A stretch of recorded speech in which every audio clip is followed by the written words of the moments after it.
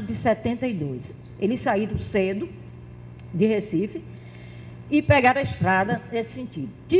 Obtiveram o certificado de reservista, conforme depoimento, não é, do próprio cunhado de Miriam, de que esse documento foi entregue pela polícia ao seu irmão e ao seu cunhado, quer dizer, ele já estava de posse desse documento, e na volta sofreu então esse suposto um acidente provocado ou não. O que é que a comissão, né, o que é que nós procuramos apurar com relação a isso? Quais são as questões que nós consideramos fundamentais para tentar entender até que ponto esses militantes estavam sendo seguidos ou não, né? Que já foi colocado aqui, ou se tratou-se realmente de um acaso. Porque, de fato, a partir do acidente, o Ezequias foi preso, né? Ele, no dia 8, que foi o acidente de manhã, Miriam morreu de manhã no local, segundo consta dos documentos, do atestado de óbito, e também reconhecido pelo próprio irmão de criação dela, que esteve lá em Caruaru. Ele foi imediatamente para lá, aliás, o cunhado, a Luísa, e o irmão também, João Monteiro. E lá eles verificaram, de fato, ela morreu às 8, morreu de manhã, e eles fizeram o enterro no próprio dia 8. O Luiz Benevides estava no hospital, não tinha falecido ainda, estava num estado crítico. Os dois parentes voltaram para Recife e no dia seguinte receberam a comunicação de que Benevides tinha falecido. Eles voltaram ao local, né, porque no dia 8 eles fizeram logo o sepultamento de Miriam, no dia seguinte voltaram lá e procederam também ao sepultamento de Luiz Benevides, que não foram sepultados como indigentes, o sepultamento foi pago, enfim, foi, né, reconhecido por isso, numa funerária e tal. O que é que acontece? Ezequias soube do acontecimento à noite do dia 8 e procurou a família de Dosa no dia seguinte. Ele foi avisado por Romildo Maranhão do Vale, não é? Também simpatizante do PCBR, e por Pedro Eugênio Toledo, que era militante do partido, dirigente aqui lá em Pernambuco. Foram avisados por ele e procuraram se aproximar da família, buscando, primeiro, avisar Ezequias que tinha havido acidente, porque o carro era dele, para preveni-lo, e segundo, entrar em entendimento com a senhora Adosa, irmã de Miriam, preocupados com o aparelho lá no Janga, aliás, no Jardim Brasil, lá em Olinda, onde, segundo eles, estaria morando o sargento Paula Prestes. Prestes de Paula, perdão. O que é que acontece? Foram até o apartamento e fizeram uma limpeza nesse apartamento.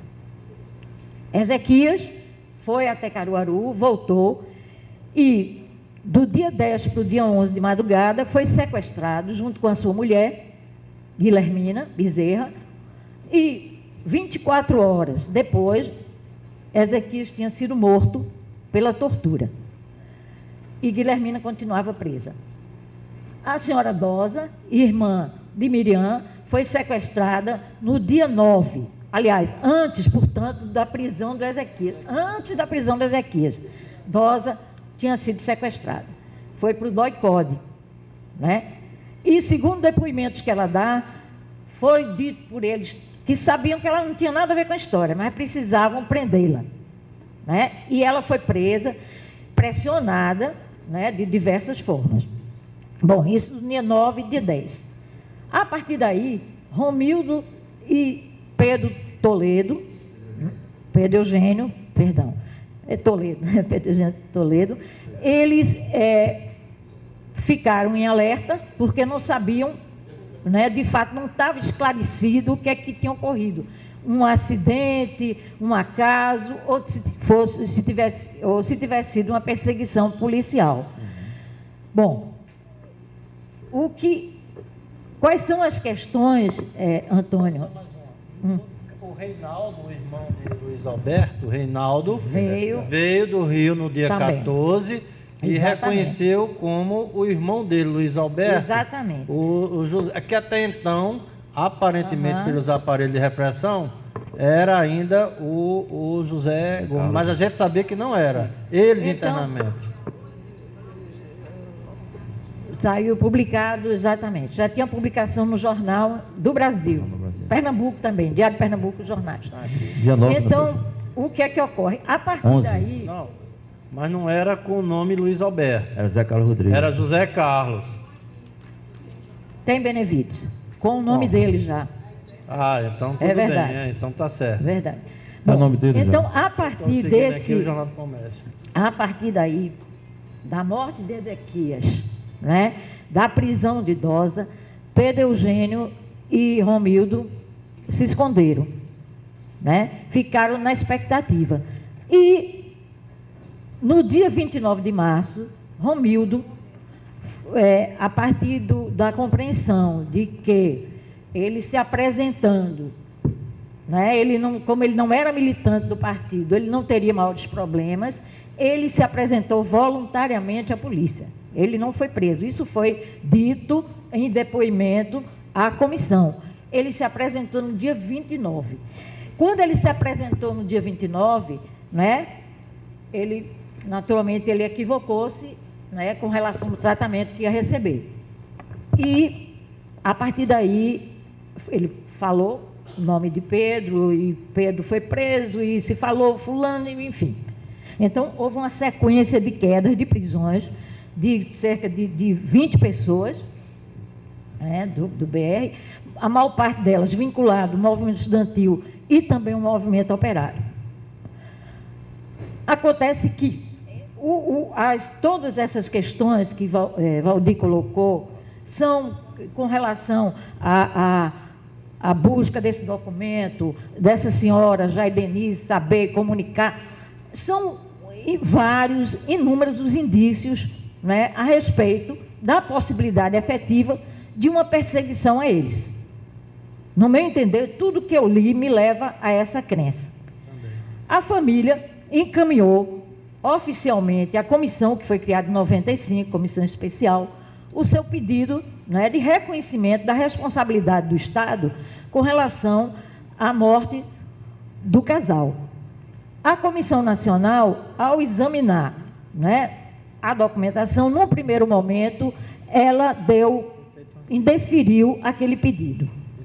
Em sequência, a família recorreu a Antônio Soares, e aí isso eu queria saber, até confirmar com ele, Antônio, porque existe uma informação de que você teria sido designado pelo partido, pelo PCBR, para vir fazer essa investigação, ou se foi os familiares de Benevides que fizeram essa solicitação. Não, essa solicitação foi da família. A solicitação foi da família. Exatamente. A partir da solicitação da família, você veio ao campo para fazer novas... Fui direto na região. Investigações. Agora, com o prontuário... Aí eu queria... O prontuário, o prontuário que eles tinham me passado, a Sônia, Dudu, não constava essa documentação aqui. Não constava. O prontuário que tinha na época, não constava essa documentação. Tinha as notícias do jornal, tudo aquilo do jornal. Agora, essa documentação agora que vocês estão me mostrando, não constava daquele prontuário que está antigo, que estava do Bebeto, aquele prontuário primeiro que eu peguei e viajei com ele, inclusive. Entendeu? Não constava. Pode pegar aquele prontuário antigo que a secretaria me passou. Então, prosseguindo. Então, você dirigiu-se para lá e você apresentou um relatório, né, onde, ao final dele, você diz que esteve com várias pessoas, não existe, né, se não me engano, não tem nada anexado, né, você não conseguiu, até porque eu sei que, na época, talvez não fosse tão difícil você obter algum depoimento, né, algo que agregasse ao relatório, né, não existe nada anexado, simplesmente esse relatório, com essas 3 páginas que você apresentou, que, na verdade, no meu entender, eles não acrescentam novidades com relação ao que já se sabia, né? Ao que tinha sido feito. São algumas questões com relação à propriedade do veículo, enfim, né, informações sobre pessoas do partido que já estavam presas e as dificuldades. Mas, enfim, Nádia, e você conclui. Veja que tem um agente do DOI-CODE aqui que eu cito o nome do agente do DOI-CODE no meu relatório, certo, que era da Polícia Rodoviária Federal e que o pessoal não se dava bem com ele. Perfeito. Está aqui o nome dele, inclusive. Veja, Antônio, aí a minha questão é a seguinte, aí você no final, você chega à conclusão de que a morte de Ezequias foi homicídio, né, por tortura e tal, e e você não considera, né, o acidente como, você considera como um acidente, né, você descarta, de certa forma, a possibilidade de ter sido provocado, né, pela polícia. Então, eu queria saber exatamente em que você se baseou para ter essa convicção, porque todos os documentos que eu li até agora a respeito do caso, e não são poucos, hein, eles sempre vão na direção de colocar mais dúvidas na cabeça da gente. São indícios ali, são formulações, tem aqui o depoimento do Aloísio, quando ele relata o quadro que ele encontrou lá no hospital, não é, de pé de guerra, de terror, todo mundo assustado, a polícia lá presente, Dosa, diz aqui num depoimento dela, dado em 1900 e diz textualmente que foi recebida por eles, dizendo que Miriam já vinha sendo seguida, está aqui, que já vinha sido seguida há muito tempo, está certo? Ela e o marido já vinham sendo seguidos há muito tempo, que tratavam-se de terroristas, isso no dia 9, quando ela foi detida, não é? Então, e que inclusive entraram em detalhes aqui sobre o que aconteceu no casamento, numa festinha que houve para comemorar, não é, o casamento dos dois, até com o que foi servido no casamento, né, o prato, não é? Quer dizer, a polícia colocou tudo isso naquele momento, quer dizer, quando ela estava presa no dia 9, ou seja, um dia posterior ao acidente, né? Então,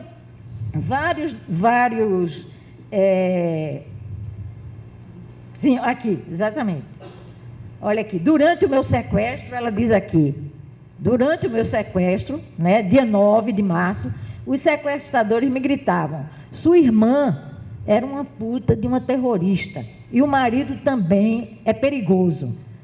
Nos interrogatórios, já entregue aos doutores, ela diz, declaravam que Carlos era um nome falso, terrorista perigoso, e que os dois, ele e Miriam, estavam há tempo sendo seguidos. Que eu e meus filhos e meu marido poderíamos ter sido metralhados na sala de visitas da residência dela, né? Enfim, depois existem outros indícios ainda fortes, que é a própria declaração do senhor Piragibe Castro Alves, que eu suponho que nessa época você já tinha, talvez, não sei, você pode me esclarecer, conhecimento, onde esse senhor, um funcionário público federal, ele dá um depoimento nos seguintes termos, eu vou ler porque é extremamente importante. Piragibe Castro Alves, brasileiro casado, funcionário público federal, aposentado, portador da carteira de identidade, número 1476, emitido pelo Conselho Federal de Administração, inscrito no CPF tal, sob o número tal, residente à Rua Gustavo Sampaio, apartamento 1002, no Leme, Rio de Janeiro, vem declarar perante os membros da comissão instituída no âmbito do Ministério da Justiça, isso foi para a Comissão Nacional, para apurar fatos que envolveram a morte e desaparecimento de pessoas consideradas subversivas durante os governos militares, o seguinte: 1. Durante a primeira quinzena do mês de março de 1972, hospedou-se na residência oficial do comandante do 4º Exército, general Dali Coutinho, pai do economista Vicente de Paulo Dali Coutinho, que era seu colega e acionista na empresa COSEP, Consultoria, Estudos e Planejamentos S.A. Achando-se na varanda da casa com o referido colega, ouviu de amigo da família Dali Coutinho, alegadamente um oficial da Marinha, ligado aos serviços de segurança, que estes haviam capturado em Caruaru, ou cercanias, um casal subversivo que posteriormente veio a falecer em circunstâncias que não revelou. Nem o declarante lhe perguntou a respeito, inclusive porque teve problemas políticos durante o regime militar, chegando a ser processado, embora finalmente absolvido. Posteriormente, veio a saber pela imprensa que o cônjuge, marido do casal dito subversivo, capturado e falecido, era, na verdade, Luiz Alberto Andrade de Sá e Benevides, seu ex-vizinho no edifício dos militares na Praia Vermelha, Rio de Janeiro, onde residiam suas respectivas famílias. Tendo sido solicitado pela família de Luiz Alberto, sua vizinha no bairro do Leme, onde reside, prontificou-se a prestar essa declaração, que abaixo subscreve no interesse exclusivo da verdade e da justiça. Essa declaração depois segue um esclarecimento onde ele reafirma, né, essas informações e acrescenta outros detalhes. Diz o seguinte, que vem confirmar integralmente a declaração, né, que já tinha dado, e esclarecer os seguintes fatos adicionais. Pensando sobre os fatos relatados na declaração, ocorridos há um quarto de século, o declarante lembrou-se que na ocasião em que ouviu a versão do oficial da Marinha ligado aos serviços de segurança, que identificou como personagem principal por conhecê-lo de outras oportunidades, achava-se este acompanhado por um senhor de idade madura que confirmou suas palavras, afirmando: é verdade, nós acabamos com eles. A lembrança acima deflagrou processo de avivamento da memória do declarante, que primeiro se lembrou que a personagem de fundo era tratada por coronel e tinha um nome inusual. C. Recentemente, o declarante se encontrou casualmente com Reinaldo Benevides, irmão de Luiz, a quem contou a lembrança ocorrida, chegando ambos à conclusão de que a dita pessoa se tratava, na verdade, do coronel Confúcio, cujo nome imediatamente identificou, ao ouvi-lo de Reinaldo, quem o conheceu como chefe do DOI-CODE, quando esteve pessoalmente em Recife, na semana seguinte à morte de Luiz Alberto, para tentar resgatar o corpo, a fim de trazê-lo ao Rio de Janeiro, 15 de março de 98. De quando? Esse senhor é vivo. Depois você poderia ler a íntegra da conclusão do relatório. Ah, sim, claro. Né? Então, veja, outros indícios mais existem. E no entanto, Antônio, o que me causou assim, foi que no seu relatório, você conclui dizendo, inclusive, que a Luísio Costa, né, e a Dozina não se negaram a lavrar depoimentos em cartório, né, bem como irem a Caruaru, né, o que nos causa espécie até o presente momento. Isso está textualmente do seu relatório.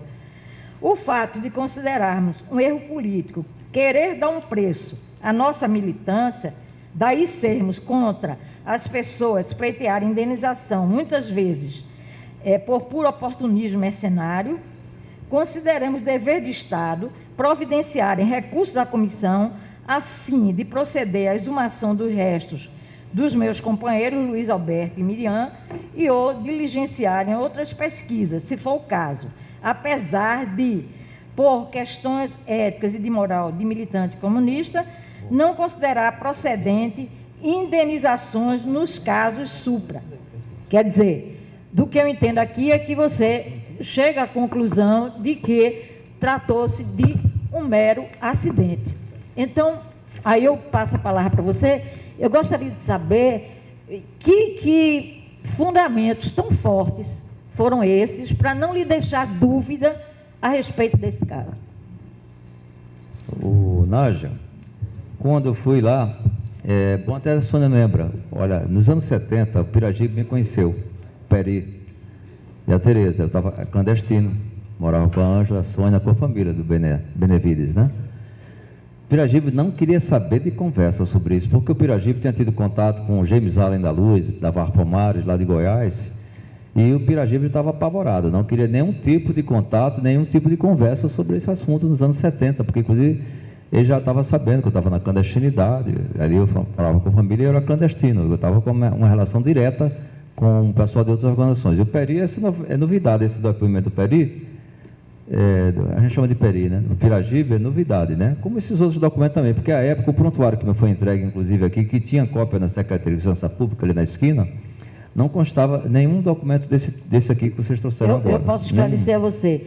Esse documento está anexado ao relatório feito pela senhora Yara Xavier, não é? Porque a comissão, a Comissão Nacional dos Familiares, insatisfeitos, mais uma vez, com o indeferimento pela Comissão Especial, recorreu, encaminhou, não é, um roteiro para a comissão lá de Pernambuco, de mortos e desaparecidos familiares, e Yara também foi a Pernambuco e junto com essa comissão, inclusive contando com a grande ajuda da Amparo Araújo, procederam a várias investigações e juntaram novos outros documentos. Pois é, mas se eu tivesse, eu deveria ter tido acesso a isso aí também na época, né?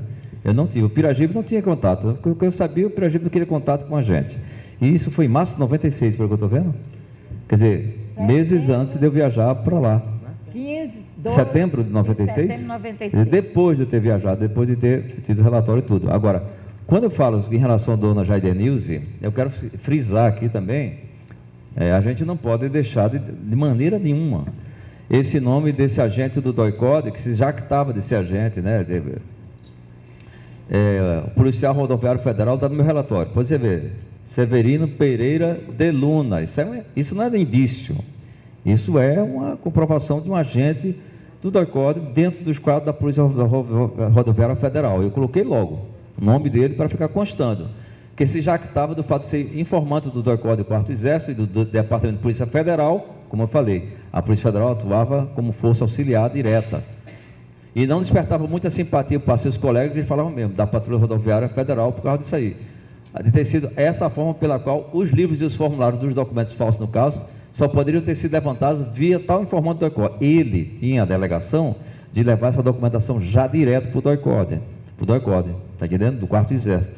Com certeza, esse cara que estava morto já na época, esse informante Severino Pereira de Luna, né, que já falecido, olha, do meu relatório já coloco, já falecido, é importante porque eu acho que foi a partir daí, que foi pego dentro do carro, que ele providenciou coligir os dados entre eles, né? Coligir, né? Agora, essa documentação do Peri é extremamente nova, além dessas que vocês trouxeram aqui também. Não constava daquele prontuário do Bebeto, do Careca, que a gente pegou aqui, tinha na Secretaria de Segurança Pública, que o rapaz que na época responsável me mostrou, e que foi a que eu também tinha trazido, que está lá com a família dele. Não constavam esses documentos aqui do local. Eu fui direto em campo mesmo, no campo, eu fui nos locais. Tanto que o delegado de polícia falou: você não tem medo de uma cruzeta não, rapaz? De pegarem você não? Eu percebi o estranho, realmente não. A conclusão, quando eu falo é o seguinte: por que teria que ter mais investigações? No final, eu falo que questões éticas, moral militante, é o seguinte, dar um preço, tal, continuar, sim, pedir exumação, porque o responsável pelo cemitério, Dom Bosco, de maneira alguma queria que a gente providenciasse o tipo de exumação. Bateu de frente comigo lá dentro, foi muito antipático na época. E por que eu acho que a gente deveria fazer? Porque os mapas antigos, cruzar os mapas do cemitério onde eles ficaram sepultados também.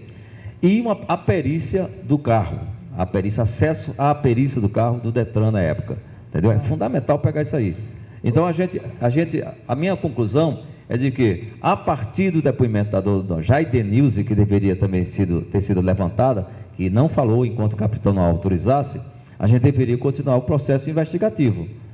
A conclusão seria que a gente ainda deixou a dona Jaidenilze, que era exatamente de onde provinha a tarefa de tirar o certificado de reservista e tudo isso aí, de onde provinha qualquer tipo aí uma coisa mais concreta viria de Cachoeirinha, da circunscrição Serviço Militar. Tá? Para fazer levantamento da situação lá dentro, lá em Cachoeirinha mesmo, está entendendo? E além da perícia no Detran, do carro, do Ezequias, né? E observe, Nádia, eu também estava analisando os depoimentos das pessoas que caíram em decorrência, que o Romildo realmente foi lá, foi um problema que deu na família, seríssimo, né?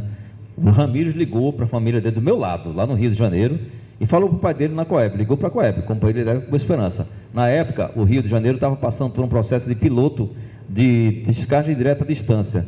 Até o Ramires falou para o pai: ou o senhor vai escolher, faz contato comigo, ou esse traidor que entregou minha mulher, socorro de ordens, entregou todo mundo aí. Então a gente teve depois que conversar com o Ramires, que ele estava extremamente radicalizado, com muito ódio do irmão mesmo.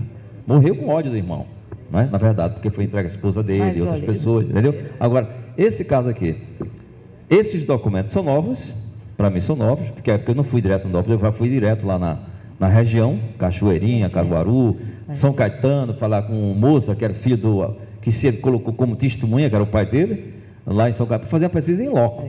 E percebi a única coisa estranha realmente dentro da região de Cachoeirinha, com a dona Jair Denise da circunscrição do serviço militar. O Antônio, veja, eu vou fazer uma pergunta bem direta, assim.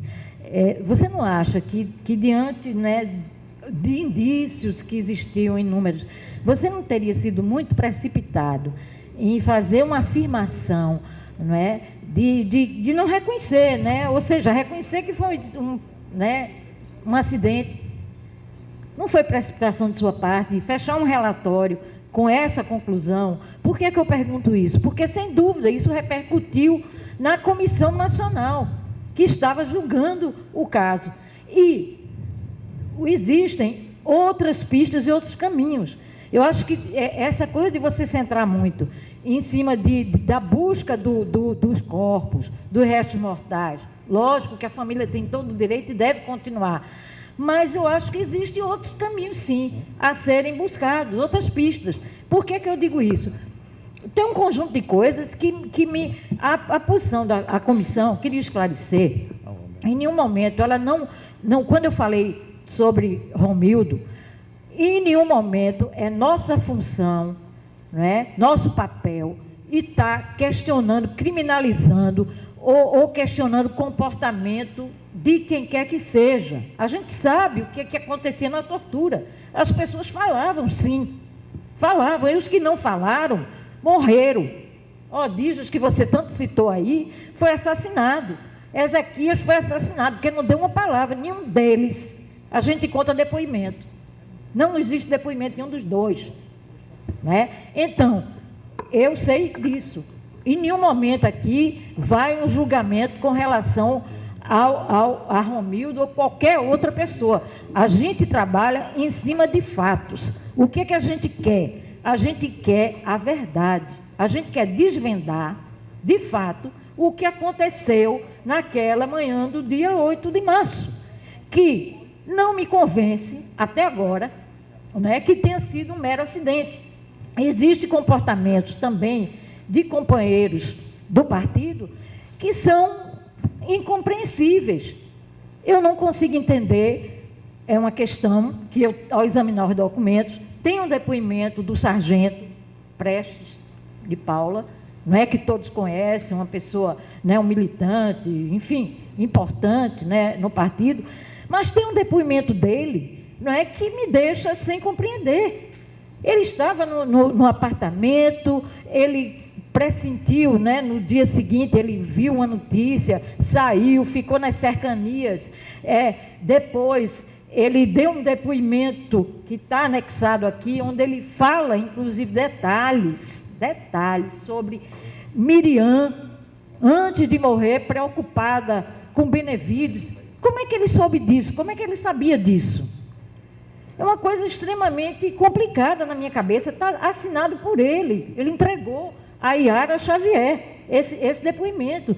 Quando ele diz isso, ele diz mais que foi e voltou no apartamento, que tirou umas coisas. Enfim, são tantas questões. O Paula Prestes, ele conseguiu, né? Ele saiu, ele evadiu-se e foi preso no dia... Aliás, não foi preso, ele foi no dia 4 de abril, de novo, ele evadiu-se da casa de Ivaldevan, né, que estava lá, é um arquiteto lá, tinha dado uma acolhida a ele, a polícia bateu lá e ele conseguiu fugir, né? Então, são coisas que, para mim, né, Aí eu pergunto, uma pista. Ramayana foi preso no dia 6 de março. Ramayana Vaz, era o contato da família Benevides, justamente com Luiz. Ele foi preso no dia 6. É muita coincidência no dia 8 de março. E por que eu digo isso? O Ramayana, minha gente, tem os depoimentos dele, ele deu o depoimento dele no DOI-CODE, mas o depoimento dele na auditoria militar são exatamente 46 páginas. Organograma, croquis, tudo que se relaciona ao PCBR, todas as direções, tudo. Quando perguntam a ele sobre Benevides, aí ele diz, morreu num acidente. Eu soube que morreu num acidente. Logo, Ramayana está vivo. Nós vamos querer ouvir Ramayana sim, para que ele nos ajude a desvendar exatamente essa história. Não nos leva a nenhuma coisa de achar, eu não acho, agora fazer feito, eu no momento não acho nada, eu estou pesquisando, eu estou investigando, eu quero saber o que aconteceu. E até o presente momento, não tenho convencimento de que se tratou de um mero acidente, por N indícios que já foram colocados. Passa a palavra. Tá, só esse momento, não é a minha intervenção, ela ainda, vou devolver a palavra para a Nádia, que é a relatora principal, mas é que diante, veja, o papel da comissão, no caso, é de uma espécie de reabertura de análise do caso. Nós queremos dizer que, enquanto comissão, nós não temos um posicionamento conclusivo a respeito desse fato, que dentre todos os casos examinados do PCBR, este é o único que ainda não temos convicção sobre a responsabilidade do Estado na provocação da morte do casal. Nos demais casos, nós estamos com a relatoria, eu e Nádia, do PCBR. Os fatos, aliás, não são conclusões nossas, mas já foram profundamente examinados por familiares, por militantes, por pessoas que já comprovaram a responsabilidade do Estado e documentos que chegaram à comissão do Arquivo Nacional e que muitos mortos em tiroteios, em troca de tiros com a polícia, na verdade foram presos anteriormente e assassinados e levados para o teatro no meio da rua. No caso de Benevides e Miriam, há uma dúvida também da comissão de anistia com relação ao que teria provocado a morte. Se foi um acidente na estrada ou se foi uma morte provocada por uma perseguição policial. Por que essa dúvida? Porque há uma série de elementos que não ficam logicamente compreensível. Eu vou dar só um exemplo que parece pequenos detalhes, mas veja só. O carro foi emprestado por Ezequias, que seria devolvido no mesmo dia. No entanto, veja, vai a Caruaru, a Cachoeirinha, resolver uma questão de documentação e voltar no mesmo dia. No entanto, o carro foi encontrado 6 a 7 livros, documentos do partido. Eu peço um carro emprestado para ir a uma cidade e voltar. Por que tantos livros dentro do carro? Porque não dá, ninguém vai ler livros numa viagem a Caruaru e voltar. Foram encontrados vários livros. Então, é muito estranho esses livros estarem dentro do carro de quem pede um carro emprestado e que vai fazer uma viagem rápida. Depois, sobre quem teria levado os dois para o hospital. Ninguém consegue explicar. A Polícia Rodoviária diz que foi avisado por um motorista que passou, viu o acidente e não foi socorrer. Veja, que coisa estranha para a nossa cultura. Alguém passar, vê um acidente grave com pessoas que acabaram de acontecer e vão comunicar à Polícia Rodoviária e não param para socorrer. Por que não pararam? Aí a Polícia Rodoviária vem, quando chega não encontra mais os corpos, já foram levados para o hospital. Quem levou? E informações assim, veja, nada conclusivo, mas preocupantes do tipo. Chegaram os familiares no hospital e encontraram um clima de guerra, de policiais, de o hospital estava... Como? Um acidente comum, um acidente de pessoas que não usavam o mesmo nome. Eu ontem estava lendo um documento de que o Benevides estava sendo procurado pelo Primeiro Exército, o DOI-CODE do Primeiro Exército, já há muito tempo. Ele estava foragido e sendo perseguido pelo Primeiro Exército. De forma que a nossa dúvida, primeira coisa, por que a gente está ouvindo o Antônio? Por que está ouvindo o Antônio? O Antônio foi um militante do partido, tem uma credibilidade e apresentou um relatório de que não houve, na época, com os dados que ele tinha à época, informações que pudessem fazê-lo concluir que tivesse sido uma morte provocada.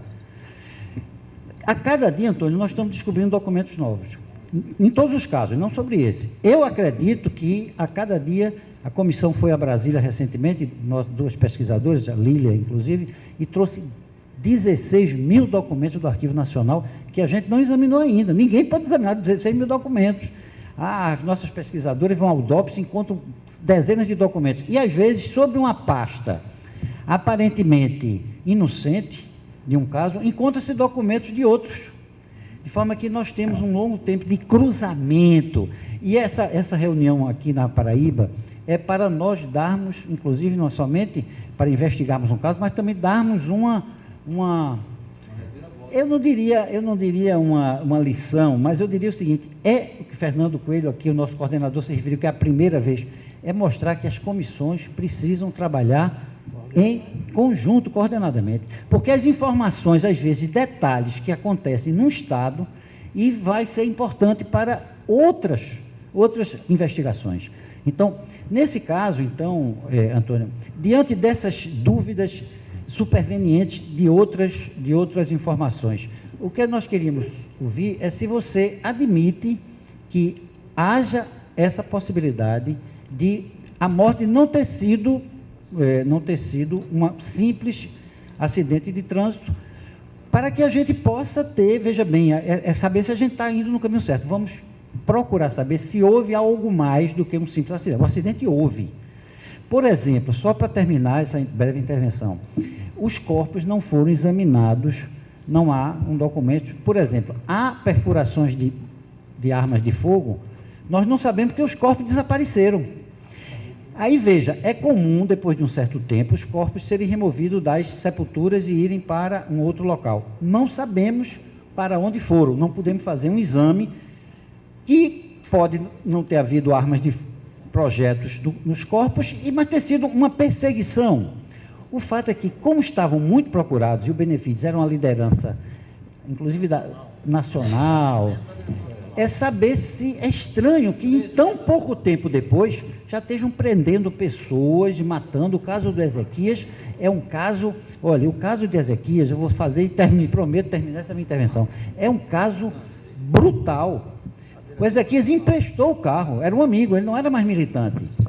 No mesmo dia, na mesma noite, ele foi assassinado e jogado num açude em escada, com o corpo perfurado, não, anonimamente. O corpo emergiu no dia seguinte e um delegado, que era um tenente, um sargento, um tenente, encontra aquele corpo e prepara um ofício, manda para a capital para ser feito o IML, para ser feita a autópsia daquele corpo. Esse aqui é paraibano, só lembrando isso. É paraibano? Esse aqui é paraibano também. Então, veja bem, esse tenente, que era delegado, que era muito comum, né? O Estado tinha delegados que eram militares, policiais militares, ele tira as impressões do morto e coloca no verso do ofício e encaminha o corpo. 20 anos depois, essas impressões são verificadas, localizado o ofício, identificado no DOPS em Pernambuco, no ML de Pernambuco, que essas impressões eram de Ezequias. Pois bem, preso, sabe o que é que se dizia na época? Nós temos documentos aqui, que ele tinha sido resgatado por companheiros do partido e que estava foragido num lugar incerto e não sabido, e o auditor da Auditoria Militar da 7ª Região, em Pernambuco, expede um mandato de prisão contra ele para encobrir o assassinato, e ele ficou como foragido quando ele já estava morto. E depois ele é solicitado a condenação dele por ser um elemento perigoso, tanto é que foi resgatado. Tudo isso era um cenário para encobrir o assassinato do Ezequias, feito 2 dias depois, um dia ou 2 dias depois do acidente. Então, essas coisas levam a gente a supor que o acidente pode ter sido provocado, mas pode ser que a gente não possa concluir isso de uma maneira comprovada, mas é preciso que a gente tenha a dúvida, essa dúvida, uma dúvida fundada. E aí, por isso que a gente está ouvindo o Antônio, porque viveu várias pessoas. Por exemplo, eu tenho dúvidas, realmente. O Preste Paulo estava na casa de Miriam, e ele também não viu elementos de que estava sendo perseguido naquele momento, de forma que, veja, se houvesse uma perseguição, um indício. Agora, nós sabemos que alguns elementos da repressão iam muito a Pernambuco. Nós tivemos já depoimentos, por exemplo, da vinda de Fleury a Pernambuco várias vezes, e quase sempre as informações que nós temos é que eles foram para matar. O Fleury ia a Pernambuco com frequência para matar. Mas num depoimento que nós ouvimos reservadamente do Cláudio Guerra, daquele delegado que escreveu, era de Espírito Santo, não, Cláudio Guerra, Memória de uma Guerra Suja, nós ouvimos reservadamente lá em Recife, e eu perguntei sobre o acidente de Benevides. Ele disse que não sabia, que só tinha ido a Pernambuco uma vez, mas disse: vocês deveriam procurar saber quantas vezes o Perdigão ia a Pernambuco. O Perdigão,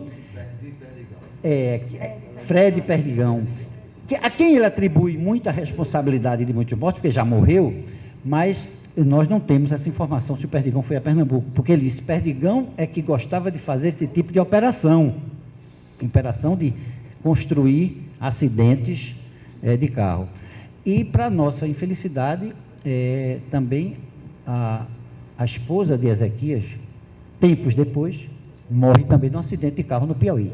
É muito acidente para a nossa boa fé, entendeu? Por isso que a gente fica na dúvida com relação a esse caso de 2 militantes que morreram. Pode ter sido, lamentavelmente, um simples acidente, mas pode não ser. Então, diante disso, é que a gente gostaria de ouvir o Antônio sobre esses fatos novos e como ele revê essa questão. Fala. Bom, obrigado. Eu quero primeiro falar sobre o Preste de Paulo. O Preste de Paulo não tem nada de suspeita sobre ele, é inadmissível. Era um companheiro, morreu de câncer em junho de 2004, e realmente ele, inclusive, viu o pessoal chegar. Ele viu o pessoal chegar, viu o Pedro Eugênio e o Romildo irem lá na casa ver o que é que estava rolando. Ele ficou de longe observando quem estava chegando lá em Ouro Preto, que era onde o pessoal estava residindo, né? O velho falou para a gente. O Preste de Paula, ele é um cara que, sobre ele, o pessoal dizia: não, pode ter sido, não, o Preste de Paula foi um cara que eles tinham uma sede, porque tinha sido morto um cabo da Polícia do Exército, do DOI-CODE, em 69, quando ele saiu de um aparelho Lígio Vasconcelos, na queda do BR de 1969. O que acontece em relação a esse relatório? Todos esses documentos são novos para mim, porque minha tarefa era ir direto em campo. Eu fui em loco mesmo, procurar o cemitério, procurar todos a levantamento da região. Isso aqui eu não tinha tido acesso. O que me causou espécie foi o Piragibe. Por quê? O Peri não queria conversa, não gostou, teve até um atrito comigo. Porque nos anos 70 eu fui falar sobre, conversar com eles sobre questão política, depois ele tinha contato com o James da Luz, e o Peri não quis conversa. Não quis, a Tereza e o Peri, o Piragibe não quiseram conversa, assim como o pessoal da Dosa também, o marido dela, não foi fácil o contato com eles não, entendeu? Agora, é importante na apuração, isso é irretocável, a apuração tem que continuar. Eu acho que independe, por exemplo, digamos que eu tivesse morrido num acidente de carro como eu tive no Recife, no Rio de Janeiro, uma moto me atropelou. Se esses elementos são novos aqui, todos esses, inclusive esses aqui que me trouxeram, do Piragibe, e esse levantamento que foi feito aqui, vocês trouxeram agora, não teria como chegar a essa conclusão. Precipitação também seria, sem posse de uma documentação suficiente, insuficiente inclusive, e o silêncio da dona Jaidenilze, mas eu não acho, a gente não pode esquecer o nome do cara do DOI-CODE, que era da Polícia Rodoviária Federal. Porque, por exemplo, o Major Jacarandá, que eu vi o depoimento, era da onde? Dos bombeiros. Como é que era a metodologia deles de atuação? do setor de inteligência do ECOD. O Jacarandá mesmo falou, agora na Comissão da Verdade, pega o depoimento dele. Não, a gente cruzava informação. O Marival Chaves era do setor de inteligência do ECOD, esse agente Marival Chaves. Ele fala, a gente coligia os dados, fazia o cruzamento e via onde é que estava. Agora, qual foi o papo entre a gente do BR na época, quando aconteceu? Eu, Getúlio, Ramires, todo mundo, Bartô, a gente começou a subir, a queda do Ramayana. Eu fiquei até decepcionado. Eu gostaria que o Ramayana tivesse estado aqui, porque nossa base, nós temos uma base no estaleiro do Caneca, que caiu todinha em função do Ramayana, que conhecia o Vitorino, que viria a morrer em 73. O Ramayana, a gente sabia que o Ramayana tinha acesso, que estava no Comitê Central, o setor de apoio logístico. Vocês sabem o que é o apoio logístico, né? Você conhecia Ramayana? Não tive contato com o Ramayana. Nunca teve? Contato, não. E você, na época, era militante, era dirigente do PCBR? Não, estava na regional lá do Rio de Janeiro. Do Rio de Janeiro. De político recrutado, cooptado pelo Getúlio de Oliveira Cabral. Sei, Ramayana tinha que função dentro do partido? Ele era era o responsável pelo apoio logístico. O apoio logístico de montar casas, contato com aliados para a gente. Por exemplo, eu fiquei em casa de pessoas que ele conheceu. Né? E, por exemplo, a Ranúzia ficou na mesma casa que eu fiquei, no pastor Wilson Guerreiro, e foi a Ranúzia que mandou o recado para a gente. Quando saiu a notícia no Jornal do Brasil, a Ranúzia estava na mesma casa de uma estrutura de apoio logístico nossa, a Maga Ranúzia, né?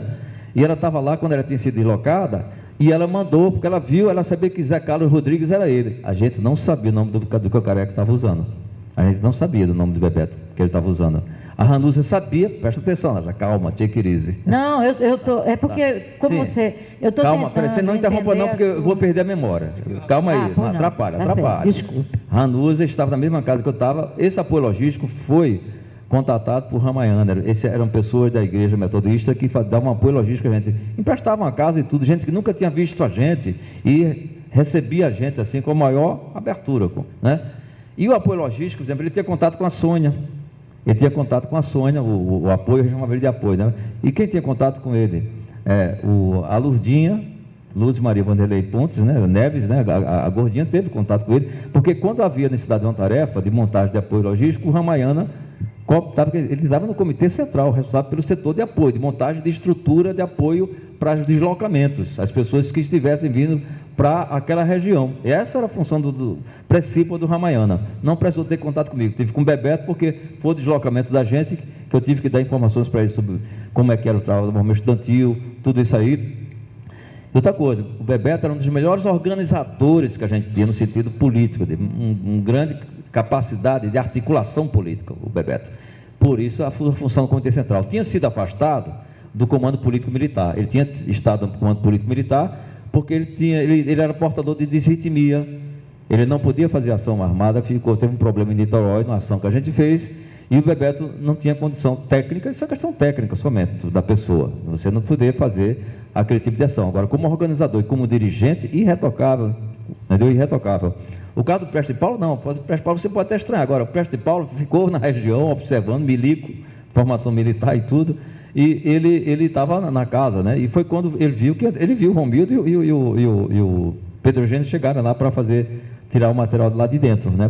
A menina também foi a Dosa, não foi? A Dosa foi ela que conhecia, né? A Dosa e a cunhada dela. Exatamente, Aí foram lá em Ouro Preto, em Olinda, para fazer limpeza da casa, né? Franca.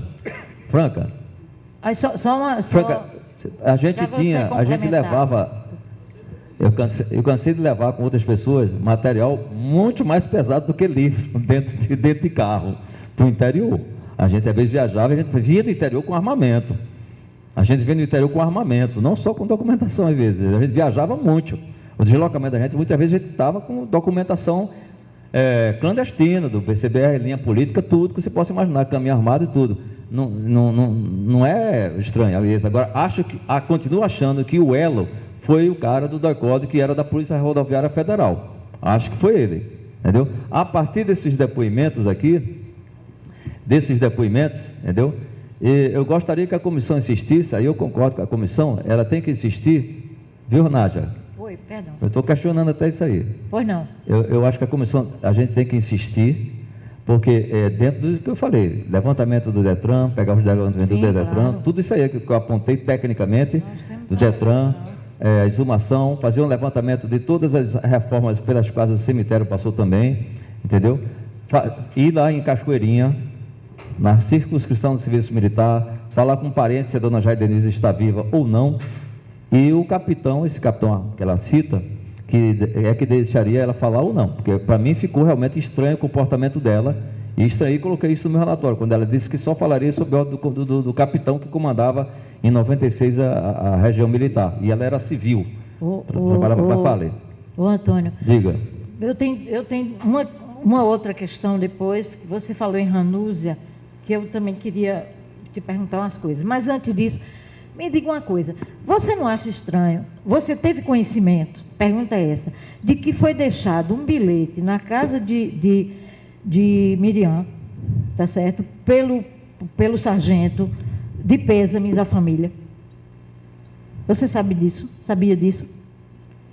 Que existe o depoimento que o sargento deixou um bilhete nesse momento, quando ele viu... Quer dizer, notícia. Porque as informações são um pouco desencontradas. Ele teria visto o pessoal entrar e depois teria voltado ao apartamento, à casa. A notícia já estava constando, né, no jornal do comércio, que Sim, da morte, né? Isso, e que ele teria feito um bilhete de pêsames. Ele, um homem experiente, um militar, fazer esse tipo de... Vou lhe falar uma coisa. Você leu o Apolônio de Carvalho, viu o depoimento dele, do Apolônio de Carvalho? Conheço. Com esse depoimento dele? Conheço. O que é que ele fala por causa da queda dele? Veja só. Eu, com toda a experiência na resistência francesa, na Guerra Civil Espanhola, cometi um erro primário de voltar ao local onde o contato comigo furou. E com toda a minha experiência, eu fui preso por não ter seguido as normas de segurança. O cara da Marinha, quando encontrou a Lília, quando sequestrou para me entregar, para me delatar, aí ele falou, a gente não consegue. Aí ele falou, por que você não pega o Lúcio, então? Isso não é tão fácil, ele não sabe tanto em relação ao Lúcio. Não, ele segue rigidamente as normas de segurança, principalmente depois da prisão e morte das pessoas, é verdade, eu seguia rigidamente. Já o Apolônio, tão menos experiente que o Apolônio de Carvalho, né? Você vê, eu morando com a família do Bebeto, eu morando com a família dele, né? Olha, morava com a família dele, e eu estava montando estrutura para outras pessoas também, fora de lá, na clandestinidade. Entendeu? O Apolônio de Carvalho, com mais experiência do que todas as pessoas de duas guerras, né? Ele também cometeu erros de segurança. Nós todos cometemos. Nádia, Sem dúvida. não tem nada. Eu não entendo o que é que tem a ver o bilhete. Você pode chamá-lo de liberal. Foi liberalismo da parte dele. Sim, eu liberalismo. Nádia, eu ouvi você, por favor. Hã? Eu lhe ouvi, não me ouça. O comportamento do Prestes de Paula, você pode criticar por ser ter sido liberal do ponto de vista da nossa militância, na época dele ter cometido um erro, um deslize. Mas eu não vejo qual tipo de ilação que você vai queira tirar daí. Eu não estou tirando... Você me encontrou no Rio de Janeiro, eu estava no programa da Zona Alves, de madrugada, lembra? Quando ia para o programa do Jacques Pandeiro? Sônia lembra, eu chegava de madrugada, no programa do Jacques Pandeiro, Sônia, Adelson Alves. Pois é, eu morava com a Ângela, na tua casa também. Eu ia para o programa do Adelson e vinha de madrugada. Você me encontrou lá, eu clandestino, me reconheceu, viu, ficou discretamente na sua, mas eu estava no programa. Não sabia da sua vida. Pois é, vindo Jacques do Pandeiro. Você sabia que eu era militante, porque você me conheceu aqui, na época do Movimento Estudantil dos anos 60, entendeu? Agora eu estava em plena clandestinidade, eu ia para o programa do Jacques do Pandeiro na Rádio Globo, e eu fui para o programa da Rádio Globo. Você pode dizer, pô, liberalismo, uma crítica política. Agora, eu não estou entendendo, Antônio, qual é a conclusão Antônio, do liberalismo do Prestes de Paula. Veja bem, eu vou voltar a afirmar, não existe conclusão nenhuma. O que nós estamos tentando entender, né, determinadas coisas que aconteceram. Eu, particularmente, achei uma coisa estranha. Até porque, ele era um homem muito procurado, não é isso? E ver ser morto, para ser executado, sabendo disso, a minha suposição, lógico, a minha suposição, vamos dizer assim, seria de que a pessoa se distanciasse o máximo possível daquela área. Onestino ia para a Praia de Ipanema, sendo procurado Onestino Guimarães, e a Praia de Ipanema, lá no Rio. Mas tudo bem, então eu não estou fazendo nenhuma, vejam bem, o que a gente está fazendo na comissão e vamos fazer, nós vamos esgotar todas as possibilidades. E não estou fazendo acusação nem coisa nenhuma. Agora, a gente não pode desconhecer, né, que vários casos, tá certo? Prisões, mortes, assassinatos se deram a partir de infiltração dentro dos partidos. Não sou eu que estou dizendo, todo mundo sabe disso. E isso aconteceu. O Cabo Anselmo, que não me deixa mentir, né? Que nós temos o caso da Granja, né? Que são coisas assim, que a gente pensa assim, que absurdo. Como é que esse homem tinha uma confiança tamanha que companheiros dele, depois, quando souberam, o Manuel tem um relato dramático sobre isso, né? Ficaram num estado de choque, tamanho, não é possível, não acredito. Né? E, no entanto, aconteceu o que aconteceu. Teve gente que bateu fé, jurava que ele não tinha nada a ver. Então, o que eu quero dizer é o seguinte, para nós da comissão, nos cabe investigar tudo. Investigar tudo. Agora, fazer feito, você explicou, você fez uma colocação, que eu concordo, lógico, emocionalmente, afetivamente, um companheiro, isso é normal. Também que a pessoa não fique tocado e que faça aquele gesto. Mas o meu papel aqui na comissão, que é um papel incômodo, chato, desagradável, é ficar perguntando, questionando, buscando, né, lá os detalhes. Você sabe quem trouxe as informações sobre as quedas aqui? Você estava quando no... Sandália, Fernando Augusto Fonseca, o Sandália, o Gil, Cumprido, o Prestes de Paula, entendeu? Foi que trouxeram as informações do que estava acontecendo aqui na região para a gente, lá no Rio. Eles explicaram toda a situação que tinha acontecido aqui, o outro ter se apresentado.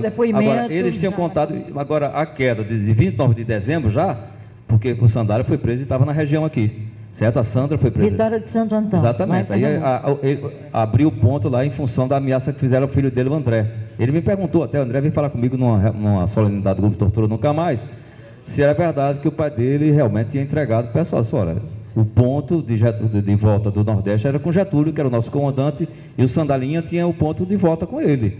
O André veio me perguntar. Agora eu falei, olha, não estou entendendo porque você veio perguntar para mim. Você faz Sandra, a mãe dele. Você foi presa também. Você que poderia ter falado sobre isso aí, não eu. Que eu recebi informe já. Eu estava lá, a gente estava esperando o Getúlio, e o Getúlio não veio. Quem foi que veio no outro dia? A Ranúzia, no dia 30, no sábado, me encontrar com o Ramírez. Eu e o Ramírez. A Ranúzia veio encontrar com a gente, chorando. Que ela ficou na casa, olha lá, olha o liberalismo da Ranúzia.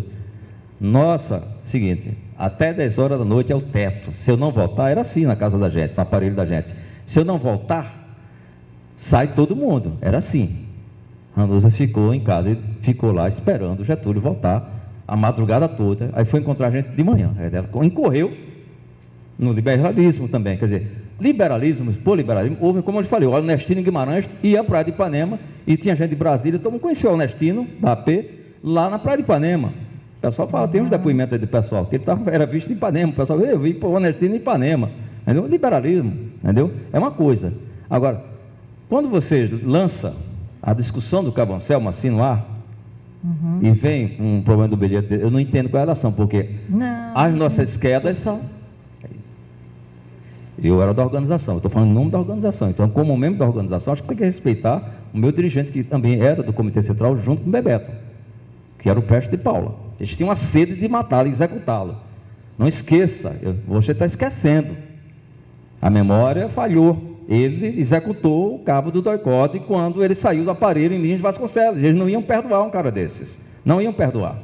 Eles tinham uma sede no Prestes de Paula estúpida, violenta. E ele foi um cara perseguido e morreu. Depois foi preso, inclusive, no movimento contra Castrilha em São Paulo, nos anos 80, porque ele estava lá acampado com o pessoal dos sem teto. Entendeu? O Bruno Maranhão tinha contato também com o Tião, o Bruno, tinha contato com o Prestes de Paula. Ninguém nunca levantou essa estranheza. Liberalismo, sim. A Ranúzia, que incorreu em liberalismo, de ter ficado em casa quando o cara desapareceu, o cara que morreu com ela, que era o nosso comandante, Getúlio de Oliveira Cabral. Ela estava morando com ele. E ficou em casa a noite toda. O liberalismo imperdoável. A gente falou isso, não, todo mundo falou, foi errado. Mas ela achou que o cara não abriria. O James Allen da Luz falou para o Ramírez, eu estou esperando vocês lá em Porto Alegre, uma ação que a gente foi fazer. James Allen da Luz, comandante da Varfomares, o Ciro, chegou e falou, não, estou aqui esperando porque eu sei que vocês viriam. Não, eu falei, não existe isso entre a gente. O BR é mais rígido nisso aí. A gente tem teto é teto. Ponto. Não veio dentro do tempo, tem que sair, não ficar 10, 15, 20, meia hora esperando. Quando a gente chegou em Porto Alegre e foi no ponto alternativo, que não deu tempo, e o Ramiro para uma ação lá, junto com a VAR Palmares, chega o Gemizado e fala, eu não saí não, eu fiquei aqui o tempo todo, comandante da VAR Palmares, amigo do Piragibe, inclusive, sobre o qual o Piragibe não quer mais nem conversa. Isso é depoimento novo, tudo novo, entendeu? A família ficou em contato com o Piragibe, com o Peri, que mora lá no Leme, são nossos vizinhos lá no Leme, mas ele nunca teve esse contato. É uma coisa diferente, Nádia, ele ter contato comigo, porque ele sabia que eu era clandestino, e podia até ameaça, eu entendo, mas não aceito. Porque quando eu encontro pessoas como metodistas, gente que nunca me viu, me encontra, e diz, fica aqui em casa, tranquilo, ele canta muito, ele sabe que ele canta seresta, samba e tudo, Beatles, fica aqui em casa. Aí encontrou esses colegas daqui da Paraíba também, ele disse, não vem lá em casa não vai não, entendeu? Esse companheiro teu, de infância, amigo de infância, que te renunciam a você, diz, eu não quero encontrar, para mim essas pessoas morreram, porque eu não estou vivo, como eu lhe falei no início, eu estou vivo graças aos que não abriram, aos que não delataram, porque pararam em alguém a queda parou em Ramires, aquela queda de novembro de 73, parou ali, e o Ramires tinha contato com a gente ia no ponto do Branco, Vitorino Alves Motinho, caiu a nossa base do estaleiro Caneco, foi o Ramayana Vaz Vargem que entregou, isso o Vitorino saiu da cadeia e falou pra gente, ele me encontrou lá no Largo Machado, por acaso, aí falou, rapaz, o Ramayana, o apoio, uma vez de apoio, entregou tudo, todo o estaleiro, 11 companheiros nossos do Caneco, operário metalúrgico. Você leu o depoimento de Ramayana? Esse que foi dado na auditoria militar? Esse eu acho que não tem nada, está errado. Não. Esse depoimento não corresponde na hora do pau, como o pessoal dizia. Esse documento da auditoria militar, você pode fazer 1000 censuras, 1000 coisas. O organograma, ele fez muito antes. Entendeu? O deslocamento do Bebeto, do Careca, sim, do DOI-CODE. Ele sabia do DOI-CODE. Isso é que a gente tem que pegar. Só tem 3 folhinhas do DOI-CODE, não tem nada aí do DOI-CODE. Porque ali foi que caiu a base do Caneco, 11 operários metalúrgicos nossos. Eu fui com Ramires fazer o levantamento da área, passamos de ônibus na rua Bonfim, entramos na rua Bela, em São Cristóvão, era o ponto geral do pessoal do estaleiro Caneco, onde várias pessoas se conheciam. Quando a gente passou de ônibus, viu o Vitorino lá no ponto. Ora, Vitorino não tinha ido no ponto dele pessoal, individual, não, nem nas alternativas, quer dizer, ele não abriu os pontos dele. Agora, o ponto que foi aberto, o geral do encontro do pessoal do Caneco, na rua Bela, em São Cristóvão, eu e o Ramires passamos de ônibus, fomos até para... A gente viu que o ponto estava aberto. Um monte de caras ao redor do Vitorino com cara de cerco, de propósito. Aquilo que chamava de cara de sítio, cara de cerco, o Vitorino assim, apavorado assim. De propósito, por quê? Ele alertou a gente com aquela expressão que não viesse. A gente estava no ônibus, eu e o Ramires. Descemos na Praça 15, Ramires chorando, eu contido, Ramires também. Está vendo? Vitorino foi trazido para incriminar. Porque os pontos dele alternativos, nenhum dele nem alternativo, depois o Vitorino entregou. Aí ele sai da cadeia, foi acareado com a Ramayana. Está aí, para pegar. A Ramayana chegar e falou mesmo: fala tudo aí, que você era assistente da gente na base do Caneco. Aí, então ele foi acareado com o Ramayana entregando todo mundo. Quem era preso, o Ramayana chegava e falava mesmo. Assim como o Paulo Sérgio Granado Paranhos, o Topo Giz, entregou tudo e se entregou no meio da rua naquela ação de setembro que foi que perto de Paulo fugiu do aparelho no Legírio Vasconcelos. Então eu fico até chateado quando eu vejo o depoimento do Major Jacarandá e vejo as pessoas que estão interrogando ele ali naquela hora, que à época colaboraram, entendeu? Voluntariamente, foi lá se entregar, é diferente, velho, o cara não foi nem preso, foi se entregar, foi a fim de entregar mesmo, de delatar. A nossa setor universitário aqui, com a queda do Romildo, que ele conhecia as pessoas do setor universitário, que eram mais universitários do que secundários, porque eles conheciam mais universitários. Foi por conta dele, está aí o depoimento do Romildo. Ele foi lá, e da Sônia, o Carlos Alexandre, fala mesmo, falou comigo com a Márcia aqui no carnaval, falaram para mim, no carnaval do Recife: rapaz, eu vi a Sônia dentro do carro com os caras em frente da casa onde eu morava, o Carlos Alexandre, lá para guiar. Pode convocar o Carlos Alexandre lá no Recife, que ele e a Márcia conversaram comigo sobre isso aí. Eles me chamaram, ficamos 2 horas em pé, ali por trás do Recife Antigo, e ele me falando, tudo isso. Também eu vi no depoimento depois, eu já sabia do problema, né? O que acontece é que a linha de investigação, não só em relação ao caso do Bebeto, a linha investigativa, de investigação de qualquer tipo de caso que pare qualquer sombra de dúvida, independente do depoimento de qualquer pessoa, ela tem que levar em conta as pessoas que foram presas logo antes logo antes dessas quedas, essas pessoas têm o dever de virem a público dizer o que é que falaram lá dentro. Eu questiono mesmo, porque não é possível que a gente, que o cara da repressão está lá dentro, mas tem que ter alguém que leve o cara da repressão. Por isso que eu digo, eu não estou aqui porque à toa, eu estou aqui porque alguém não me entregou. Aí está o nome aí, Bebeto, Ramires,